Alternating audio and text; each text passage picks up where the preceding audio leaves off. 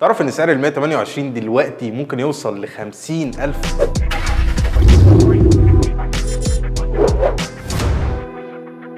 يعني لو كنت بتقول اي كلمه عليها زمان ومفكر ان انت ممكن تجيبها يعني، فدلوقتي محتاجه تحويشه عمر. والفكره بقى ان العربيه دي تحديدا كانت صناعه مصريه اللي كانت عاملاها شركه النصر، واللي بعدها صنعت وجمعت عربيات كتير مختلفه في مصر. لكن قبل ال 128 كانت ايه اول عربيه اتصنعت في مصر؟ في الفتره ما بين الخمسينات والستينات ظهرت شركه اسمها الاهرام، واللي كانت ساعتها بتصنع ادوات معدنيه، لحد ما في يوم قرر الدكتور عبد الحميد اللي هو كان وقتها المدير الفني للشركه وقال احنا ليه ما نجربش نعمل عربيه صناعه مصريه من الالف للياء. وفعلا في 1960 عمل اول عربيه اللي كان اسمها رمسيس جي ام سي، وكانت كل قطعه فيها هي قطعه محليه الصنع، واللي كانت بيفتيس 4 سرعات وموتور بيخرج 55 حصان. ده غير ان تصميمها وقتها كان حلو ومختلف، وبالرغم من كده الحلو ما بيكملش، وبدات تظهر العيوب في عدم ثبات على السرعات العاليه او نقص في القوه والاداء. ده حتى كمان كانت بتعاني من شويه مشاكل، وقطع غيارها كانت نادره، بس برضه تقدر تقول ان العربيه نجحت لان احصائياتها كانت محترمه، وناس كتير اشتريتها في الوقت ده واتصدرت لدول كتير من ضمنهم السعوديه والكويت وليبيا. ولكن بعد فتره الشركه بدات تخسر لان المنافسه مع الشركات العالميه كانت كبيره، واللي وقتها كانت بتصنع عربيات بامكانيات جباره. وقتها ظهرت شركات مصريه وصنعت عربيات تانية واستعانت بقطع غيار من شركات اجنبيه، ولكن كل ده كان في مصر. ومن العربيات دي ال 128 والبيجو ال 504. قول لي بقى ايه الحاجه اللي حابب تعرف قصتها، واشوفك الحلقه الجايه.